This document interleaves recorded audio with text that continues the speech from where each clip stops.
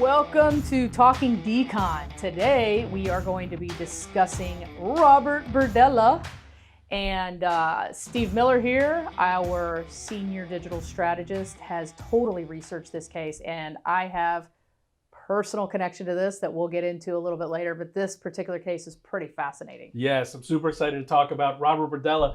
Berdella was born on January 31st, 1949, but by the time that he died on October 8th, 1992, he had murdered and tortured 6 men and became known as the Butcher of Kansas City and the Collector.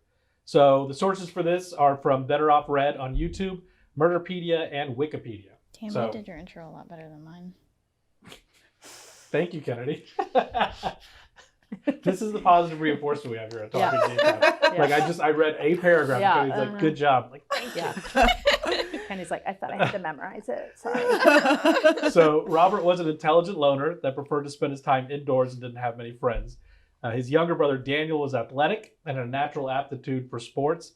And this, of course, infuriated his dad, who was one of those dads that we all sort of, or at least I sort of saw growing up, like in baseball and stuff, that was like way too into sports in their kid's life. So Robert became a great disappointment to him because he wasn't athletic, and his other son, became the shining example of masculinity and what a person should be. So what does a good parent do in this situation? You pit them against each other. Exactly. That's the way you raise want to turn your kid kids. into the next serial killer. Right. So he would constantly praise Daniel and then tear Robert down. Right. And in addition to the psychological abuse, their father would also occasionally beat them with a leather strap. Parenting in the 50s was pretty cool. Yeah, it was awesome. Totally remember it. Yeah, that's that moment where it's like, we need to go back to the good old days. Yes. And I'm like, are these the good old days Yeah. where children were beaten with straps? Yeah, Oh, we got to pick our belt. Yes. Oh, Yes. see, We had some decision in it. Yeah, I definitely got the belt. I'm like the yeah. tail end of that generation. Oh, yeah. So my dad's raised squarely, like, he's the child of the Depression. So for us, but it was an appointment. Like my mother would decide if we got the belt. And then when your father comes home, you'll get the belt. Wow. So then you spend the day just being like, you got to sit and think about it. Yeah. Oh, yeah. It's the worst. We got the wooden spoon from my mom, though. Did you get that? Yes. On the hands. Yeah, I got wooden anything. spoon. Yeah, I anything got my that. mom could grab. Yep. We got. You Yeah. know, but if the violation was high enough, Oh, yeah. and we take it to the next authority, we're taking it to dad. He's To the pulling out the belt. belt. Yep, the Oh. belt. The funny thing is, I got beat with the belt too, so it didn't Really? end there. It didn't end. Oh, yeah. Yes. And then my mom spoons and stuff. Our problem is we were runners. Our fight or flight kicked in, and ours was flight, and we'd start running. Oh, she'd throw them. Oh, and it hit you square in the back of the Oh, head yeah. every time. Yeah, mothers have amazing aim. They do. Yeah. They No, do. we sat there and took it like a G. That's what we did. No, we screamed, What else, cried, Dad? and ran. Corporal punishment. Yes. So in addition to having a super sweet home life, Robert was also bullied at school because he had a speech impediment and he wore these extremely thick Coke bottle glasses. Aw. Wow. Yeah. Poor Look, Robert. I guess it's okay to feel bad for him at this moment, but pretty quickly, Yeah. I want you to, this moment of, oh, what a sweet, sweet boy, Yeah. I want you to hang on to that when he's putting hypodermic needles into people's backs. to Exactly. unbone. God. And shocking So- their testicles. Yeah. Just Oh saying. my Why not? God.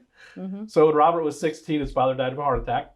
His mother remarried, and Robert was not happy about it, which sort of blows my mind, right? Because he felt like it was a betrayal, and he was super upset with his mom. And I think that speaks to, abuse victims in general, right? Where it's like, sure, dad was a shithead Yeah. that beat me and made me feel terrible about myself, but he was still my dad, and I think that he was probably the coolest. So, Mom, I'm angry at you for remarrying. Yeah. Ooh. So he graduated high school in '67. He moved to Kansas City. Yeah. There dies the connection. And he attended the Kansas City Art Institute.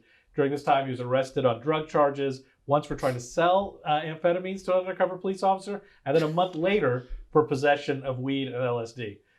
In addition to the drug charges, he was also involved in at least 3 acts of animal cruelty. So Oh my he God. tortured a duck and a chicken, and he also would give tranquilizers to Yeah, dogs. I'm taking that all back. Yeah, Yeah, exactly. see? See, pretty quickly. Yeah, so See? quick. Yeah, we're 3 sentences past in having thick Yeah. glasses, and now we're immediately into torturing animals. So I guess, And he got booted out of the Art Institute, which is still a very big and prominent school in Kansas City. Oh, Wow. that's Yeah. cool. Yeah. That's Very cool. popular. Yeah, and so what he got kicked out for was super interesting. But I guess he was giving these tranquilizers to dogs on multiple occasions as well, like experimenting with how much does it take to knock somebody Yeah. out, which really comes into play. Right. Yeah, as he really gets up to speed. So he withdrew from art school in 1969 after he received harsh criticism from the faculty and from professors for one of his art exhibits, which was he killed, cooked, and ate a duck. And that was the art. Like performance art? Yes. Yeah. Yeah. So that is like that weird, bizarre line. Like, I'm definitely an arty person. I don't mind performance art and that stuff, but I think at a certain point, it's like, what we're just doing now is sort of cruel. Yeah, but for him to do that, something in him thought that was okay. Sure. Because he did it on a broad level. That's true. Displayed it and everything. Yeah. Right. There was no shame. Look at what I'm going to do. Exactly. You know? Exactly. And I would bet that if I talked to this guy then, like when he did it, and this is me putting things into people's minds, but so we know he likes acid and weed and speed. You know, he's in the 60s. Right. He's in an art school. He's probably like, oh, this is a commentary on the consumerism. Like, you won't watch me kill this thing, but you'll go home and eat it. Like, I wouldn't be surprised if it was that. But based on the fact that he was also torturing animals, it feels like he just wanted to torture something in front of people. Wow. You know? So after leaving school, he worked as a cook, which makes sense. Shocking. Animals. Yes. There seems to be a theme. Yeah, like for cooks sure. and serial killers. Well, now you're really trying to find something there. As somebody that worked in hospitality for some time and worked on the line, I'm offended. I mean, it's not like I have male pattern baldness, which Exactly. Laura needs to get into. Exactly. Because Laura has the theory about what ties all of these serial killers together. I do. Wait for it. Wait Kennedy for it. saw her dead grandpa, so... Well, this is true. Yeah. I guess maybe we're all serial Did he have the killers. Ronald McDonald do? Yeah. No, he actually, my grandpa is like from up north, like Maryland Mountains, so he had like a mullet. Oh. Yeah. I like that that's a requirement for being from the Maryland Mountains. So he had a mullet because he had a mullet. I mean, he was... Achy breaky big mistakey. That was my grandpa. The old Kentucky waterfalls. Yeah, sure. exactly. So he worked as a cook for a while. He's actually really involved with that, and he was sort of a big part of that community. Mm-hmm. He launched a training program at community college to help teach young cooks how to get going. And on the side, from the time he was younger, like he dealt with antiquities and oddities. So he had pen pals sort of all over the world. Like he'd write to people in Vietnam and Cambodia and other places, and they would start trading things like stamps and coins, and then weirder and weirder stuff. So he got into that weird, like esoteric and antiquity type things, and eventually he opened a store called Bob's Bazaar, which is a pretty great name. I'm not gonna lie. It is actually pretty great. Yeah, the play on the words there. Yeah, and to be clear, like, yes, he opened a store, and yes, it was named, but it was also just a booth at a flea market. So it wasn't like he opened some amazing store. And then, but to offset, because that business took over more and more of his time. So then he stopped cooking, but to offset the cost of living, he started renting his house out to boarders, which becomes super important to the story because it became like temporary roommates, right? Yeah, that's it. Yeah. Okay. Like renting a room, so that became his hunting ground, was people that he knew through, a lot of that through that. So it's believed that he killed his first victim on July 5th, 1984. And what's sort of wild about this is that his first victim was a 19-year-old named Jerry Howell, and the Howells were family friends of Burdella, right? So Howell, the father, had the booth next to him at a flea market. Oh. And then, his business sort of took off over time, and they moved to an actual store.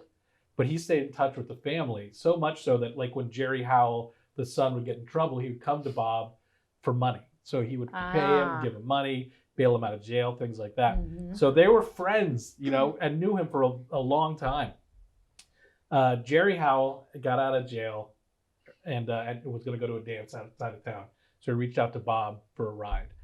So Bob agreed, yeah, of course, I'm going to take you, I'll take you. And then instead, he got him drunk, and he also sedated him with pills.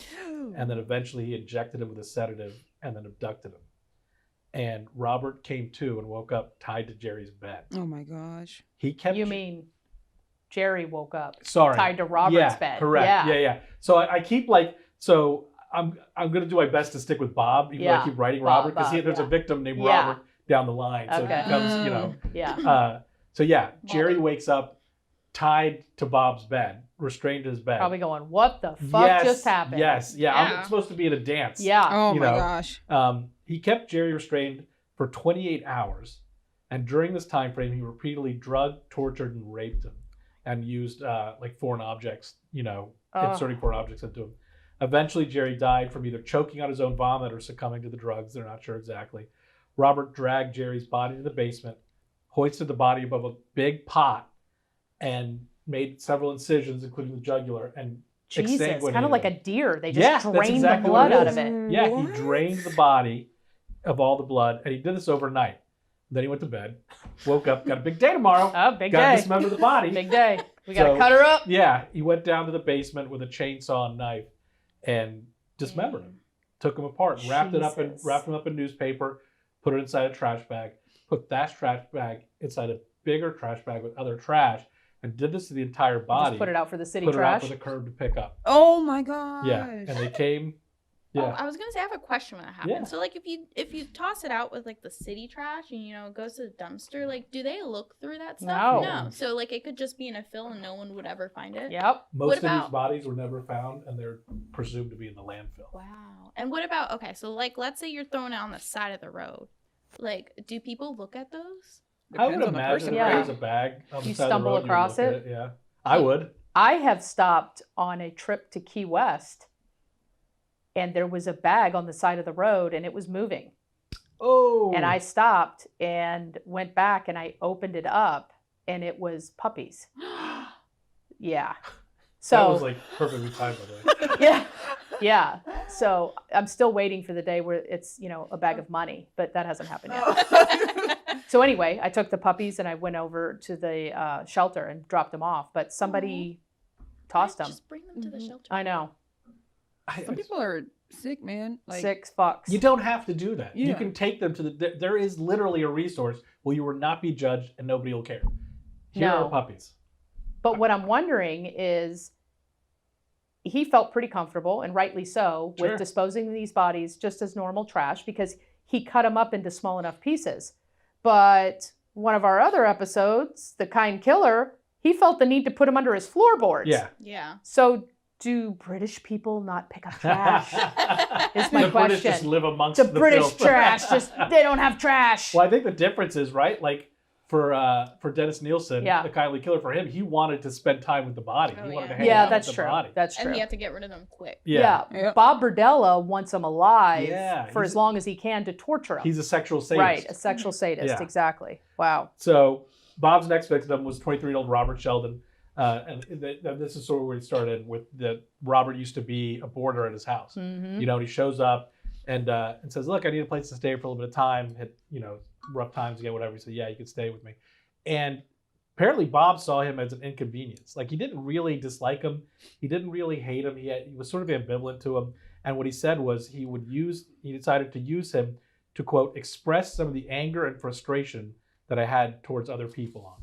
So like he had this anger inside of him, didn't have feelings for Robert one way or another, decided this is going to be the guy that take it out on. Oh So my he God. drugged Sheldon, Robert, and held him captive in the second floor bedroom for 3 days. Mm-mm. During this time, Bob subjected him to a series of heinous rapes and tortures, including the swabbing of drain cleaner in his eye. Oh my God. Can you imagine how Ugh, f***ing painful mean, that is? that is just to be a dick. Drain cleaner Yeah. in your eye. The insertion of needles beneath his fingertips. Ah! The binding of wrists with piano wire with the Oh my intention of God. permanently damaging the nerves in his hands. What the? And then he filled his ears with caulk to reduce his hearing Oh capacity. my God. Yeah. I mean, This 3 guy was days. sick, man. 3 days of this. And so after the third day, Bob had somebody scheduled to come to the house to work on the house, so he killed him and then dissected the body Oh and my disposed of it God. the same way. Same way. Drain it, Yeah. put the blood down the drain, and Yep. chop up the And body, then and send it out to the curb. city trash, baby. Yeah. And it is, and we'll talk about this because as we get into your connections, I want to talk about it because they did find some skulls at his house, but they didn't find all of them. Exactly. So there is some theories that we're going to talk about Yeah. as to what he did with the rest of these skulls. Yeah. So the next victim was a guy named Mark Wallace, and Mark used to work or had done some work for Bob Mhm. around the house, like yard work and stuff. And Bob found Mark in his shed. It was like a nasty rainstorm, and Mark was in the area, so Mark ducked in there real quick, And it's just one of those weird things where it's like, if it hadn't rained that day, Mm. So Bob sees him, invites him out. Come in, come in the house. Oh, you seem nervous. You seem upset. Let me give you a quick injection here of this sedative. It'll help calm you down. So you also see sort of the people that we're dealing with too. Not that Right. it makes it any less, Right. but like for me, if They're somebody receptive to injections of drugs and all of course. that. So he does it. Injects him, knocks him out, restrains him, brings him to the second floor bedroom where he tortured him, and amongst other, some of the other things he did previously, he added in applying alligator clamps to the nipples and then running electricity through those clamps. He also experimented with inserting hypodermic needles into various muscles in his back. Ah. And about an hour into these, quote, experiments, Mark died from a combination of either the drugs, and this is according to him, the drugs, the gag, and the lack of oxygen. Oh my gosh. You know. By the way, this was the guy that you guys were really upset about earlier. I took it back. So. I backtracked. Remember those Coke bottle glasses? Quit feeling sorry for him, baby. That's the least of his worries. His next victim was James Ferris, who was an acquaintance. He called him and asked if he could stay with Bob for a little bit. Again, had stayed with him before, was a boarder, needed a place to stay. Bob gave him drugs, same MO, and kept him alive for 27 hours. The torture included repeated administration of 7,700 electrical shocks to the shoulder and testicles for up to 5 minutes in each instance. Acupuncture via hypodermic needles to the neck and genitals. And then he eventually became delirious, but Berdella continued with the physical and sexual assaults until he noted in his log that Ferris was unable to sit up for more than 10 or 15 seconds. Now, this is a thing. When the police arrested him and found him, he kept detailed notes of everything. Yeah. You know, so it was like he really... Don't most good serial killers? Yeah. True. They want to reflect on it and jack off to it, you know? Oh, yeah. I'm so smart. Remember that time when I shocked his balls? I've never felt more alive in my life. I put caulk in his ear. Oh my God. Then in June of '86, Bob ran into Todd Stoops in a park. Todd had boarded at Bob's house again on several separate occasions. Stoops was a sex worker, stated that he needed some money, make some quick money, so Bob invited him back to the house for lunch and to make a few bucks. Of course, in that lunch, he drugged the lunch. He kept him for 2 weeks before he finally succumbed. He must have liked this one. Yeah, he did. Yeah. He did. During those 2 weeks, Berdella gradually increased his captive's terror to make him more cooperative and incapacitated sex slave. Oh my So God. he kept ramping things up, and the theory being to make him more pliant and to do whatever he wanted to. He used electrical shocks through Stoops' closed eyes in an attempt to blind him. He injected drain cleaner into his larynx to try to stop him from screaming. So that way nobody would hear him. Yo, this guy is sick, man. Sick man. Eventually, Crazy. Who thinks of this stuff? sweet Serial killers. Yeah. But I mean, yeah, that's true. It's the But I Coke don't bottle think about glasses. Yeah. People are short-sighted. Yeah. Eventually, he ruptured Stoops' anal wall with his fist, causing massive bleeding.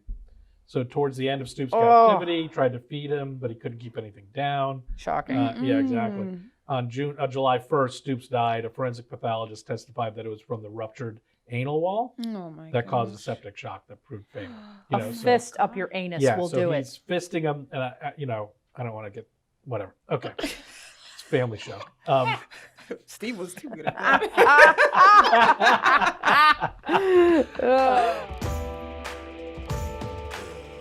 Okay, so Berdella's next victim was Larry Wayne Pearson. Pearson, again, a bit of lodger, stayed with him, and he reached out to Berdella to actually bail him out of jail. So he bailed him out of jail, brought him home. Oh, thanks, what a great guy. Of course, immediately drugs him, injects him, and shackles his hands together and attaches him to a brick column. And according to Berdella, Pearson was by far the most cooperative of his 6 murder victims, which, by the way, is like a really weird thing to say. It's like, I mean, dude, like he's not cooperative in any way. He's chained to a column. Yeah. But I guess it's everything's relative. Yeah. On the 5th day of his captivity, having by this stage endured torture such as repeated administration of electrical shocks, the breaking of several hand bones with an iron rod, Berdella decided that Pearson had earned his trust. Yeah. So as a form of reward, Pearson was moved to the 2nd floor, moving on up, right? From the basement up to the 2nd floor. Come on. Nice. He told Pearson that if he continued to cooperate, he would not continue to inflict as much pain upon him. And so this was like this carrot to keep him going. After 6 weeks of captivity. This is the longest one, right? Yeah, 6 weeks. Jesus. Pearson bit deeply into Berdella's penis before screaming he could not continue to tolerate being treated in this manner. So it's an act of forced fellatio. He's forcing his penis into Pearson's mouth. I assume he must have trusted him at a certain point, and he bit down. In response, Berdella immediately kills him. Now, what's interesting, I believe that this is from this particular notation from Wikipedia, where he says, he drove to the hospital to receive treatment for his wounds. And I've looked around online, and I wasn't able to find what reason or what excuse he gave. And I think, like Laura, we talked about it a little bit, where it could just be one of those, in that Rough time sex, frame, you're just a gay guy having rough sex. Like somebody got a little crazy with me, you know. Yeah. So I don't know if that's what it was or not, but I would love to know the story that he. Well, it's got to you be know. pretty severe for him to go to the hospital to begin with. Yeah, right. He had to have done some damage. I mean, so you're held captive for 6 weeks. Yeah. This is your one chance. You chance. have to know this is your one chance. Yeah. And there's no way, like it had to have been quite a substantial bite. Right, but not know. enough to disable him. Yeah. I Unless guess he not, was you know. bound while he was doing it. I would imagine he was still Maybe he was bound. just weak from the torture, you know? Yeah. Like, Yeah. drugged Yeah. and all that. Yeah. It seems like he was bound though, because it said a tree limb. They weren't outside or anything. Or He was did bludgeoned just with a have- tree limb, right? Yeah, tree Yeah. limbs floating around in his house. Yeah, I mean, he had skulls, so. Mm. So later he dismembered him in the basement, and he stored his head for a while in a plastic bag in the freezer, which as one does, before burying him in the backyard. Of course. You know? Preserve it, right? Yes. And the Yes. final victim was a 22-year-old sex worker, Christopher Bryson. Brought him back to the house. Low-hanging on the promise fruit of again. Sex. That's Yep. it. Nobody will go after. Nobody will care if they're reported missing. You know, this one's a little different. Instead of giving him drugs, whacked him over the head with an iron bar and proceeded to beat him and torture him in much the same way as his other victims. Right. After several days, Burdella explained to Bryson that he began to trust his captive, and he was willing to discuss aspects of the abuse and torture that he was receiving.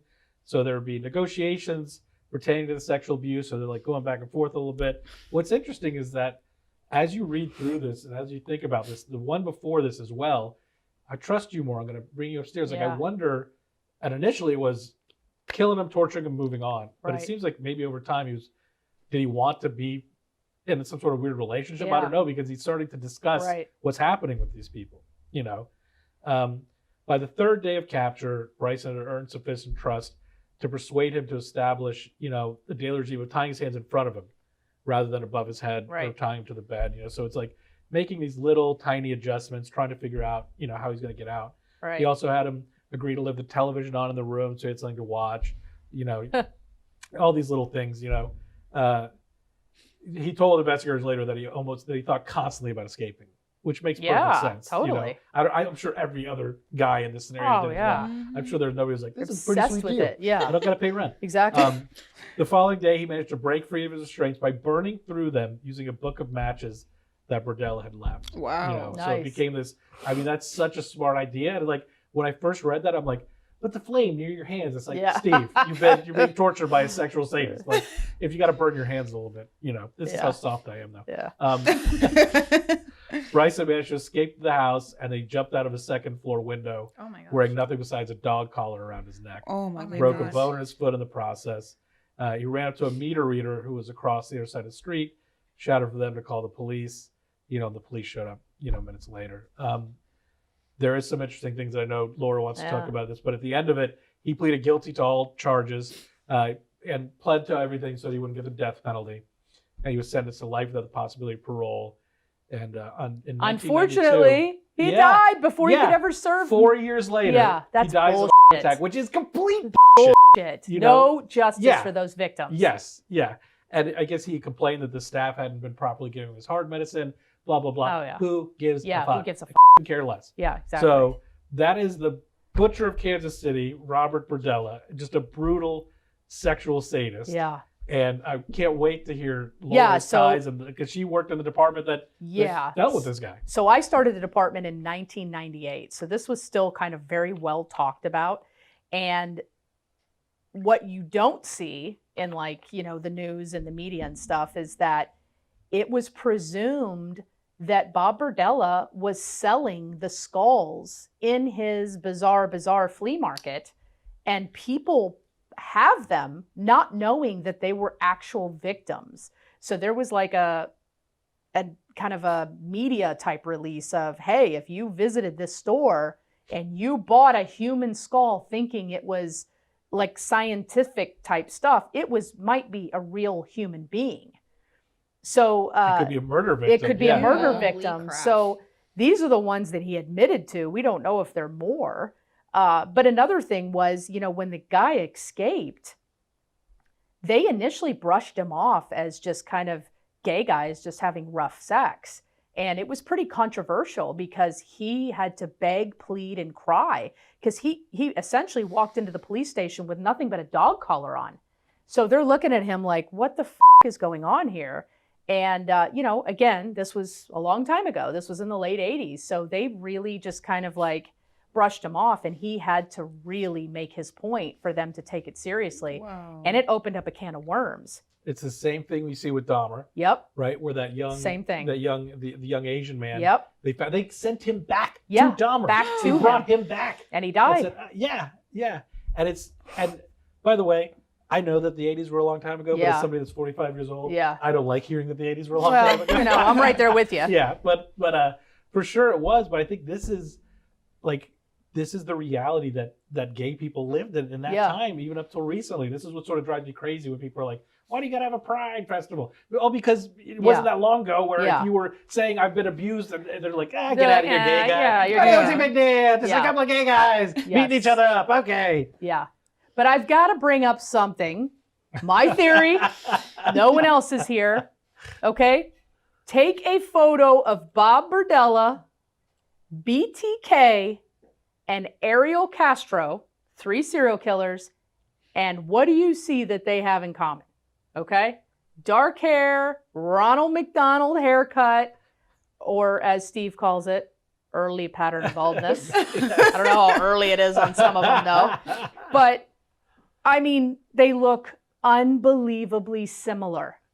And they're all serial killers. So, my theory, not science. I don't know. Do you guys see it? They look very similar. Very, very similar. Very similar. So there's that serial killer triad, right? So like Yes. it's like there's these signs, right? So it's like torturing an animal, Right. wetting your bed. I don't recall. Lack the of other- empathy. Yeah. Mhm. So and then Laura's adding the fourth to it, which is male pattern baldness, Yes. Yeah.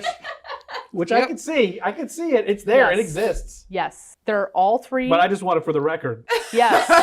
Yes. Steve is He has- Full head of hair. definitely not a Luscious. Full serial head of hair. killer. Yes. Luscious locks, man. So, if you're watching this, you might want to pay attention to the next Rogaine commercial. It might be the next serial killer. Just saying. Look over at your husband or your boyfriend. Yes. Check the hair. Yes. You know, check the genealogy as well. Like, Right. You know, if your husband's father was bald, is that what it is? It's maternal gene? It's the maternal Yeah. father. Yes. Take a Grandfather. look. See what's going on. Hold Yes. up. Wait, say that one more time. It's your mom's father. Yeah. So if your mom's father is bald, most likely your son's will be. Okay, sons. That's what they say. Again, not scientific. But I think that the resemblance is uncanny in the 3 of them. Yeah. They all have the same facial hair. They all have the same haircut, the same hair color, the same tendencies of torture. Yep. Um, And I don't know, man. I always struggle with this. I don't know if I see like evil in their eyes because I know who they were prior to it. Mm. But when you look at all their eyes, there's like, you know, She's there's dead. that line from Jaws where he talked about the shark's Yeah. eyes. Dead eyes, lifeless eyes, Yeah. like a doe's Yeah. eyes. You know, it's the same. it's like That's how lack I of feel when you look at humanity. them. Yeah. It's just dead. Yeah. It's Yeah. dead. So very, very interesting. This guy was super interesting. And I remember, you know, everybody in the department still talking about it because his house was still there. Yeah. And everybody in the neighborhood kind of wanted it knocked down. And, you know, it might be knocked down today. I don't know. But back then it was, you know, kind of this old, kind of Victorian 2-story craftsman looking thing. And in just your average neighborhood. And it was shocking. It was definitely shocking. People still, I've heard, drive by the People are area. obsessed with People this are stuff. obsessed with it. you know? Yeah. So he's a sick and Yeah. that's our sick for today on Talking Decon. So thanks for joining us, guys.